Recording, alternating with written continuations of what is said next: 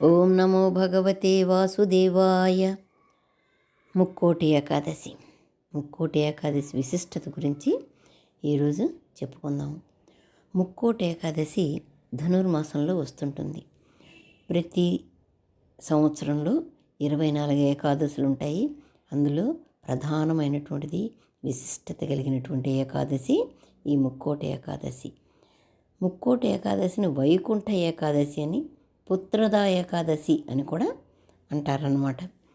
ఈరోజే క్షీరసాగర మదనంలో నుండి హాలాహలం అమృతం వచ్చాయి అని చెప్పుకుంటారు. ఈరోజు హాలాహలాన్ని ఈశ్వరుడు తన కంఠంలో బిగించి త్రిలోకాలని కాపాడాడు అని కూడా అంటూ ఉంటారు. ఈరోజు హరి దేవతలందరినీ వెంటబెట్టుకొని, అంటే స్వర్గాన్నే వెంటబెట్టుకొని ఈరోజు భూలోకానికి వచ్చాడు. దేవతలంటే ఎంతమంది ఉంటారు?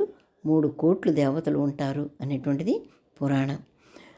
ఆ ముక్కోటి దేవతలు కిందకి భక్తుల దగ్గరికి భూలోకానికి వచ్చారు కాబట్టి ఈరోజు ముక్కోటి ఏకాదశి అయింది. ఆయన హరి తన భక్తులకి దర్శనం ఇవ్వడానికి ఈ దేవతలందరినీ తీసుకొచ్చాడు. అందుకని మనకి ఈరోజు ముక్కోటి ఏకాదశి అయింది. శ్రీకృష్ణుడు భగవద్గీత అర్జునుడికి చెప్పిన రోజు కూడా ఈరోజే అని కూడా అంటూ ఉంటారు.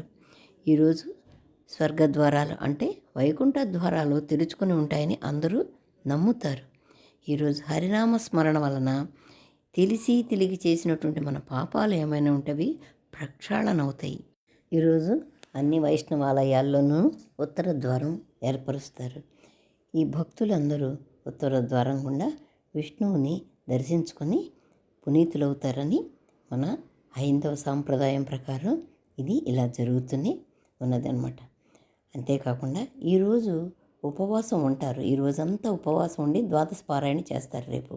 కానీ అలా ఉండలేని వాళ్ళు ఉంటారు. వాళ్ళు ఉపవాసం ఉండాలని లేదు. హరినామస్మరణ చేసుకోండి, విష్ణు సహస్రనామం చదువుకోండి. విష్ణు సహస్రనామం చాలా మంచిది. ఈరోజు విష్ణువుకి తులసిమాల వేస్తే ఎంతో మంచిది అని చెప్తున్నారనమాట. ఆయన తులసిమాల వేస్తే ఆయన ముఖారం ఎంతగో బాగా ప్రకాశవంతంగా ఉంటుంది అని చెప్తున్నారు. కాబట్టి ఈరోజు విష్ణువుకి తులసిమాల వేసుకొని పూజ చేసుకోండి. అంతేకాకుండా లక్ష్మీదేవితో, అంటే విష్ణువుకి లక్ష్మీదేవికి గనక కళ్యాణం చేస్తే కూడా దంపతుల మధ్య ఉండేటువంటి అనురాగం మరింత పెరుగుతుంది అని మనం భావించవచ్చు. ఈ వైకుంఠ ఏకాదశిని పుత్రదా ఏకాదశి అని కూడా అంటారన్నాను కదా. దానివలన వాళ్ళు గనక సంతానం లేని వాళ్ళు గనక ఈ ఏకాదశిని నియమనిష్టలతో గనక చేస్తే వారికి తప్పకుండా సంతానం కలుగుతుంది అని చెప్తున్నారు.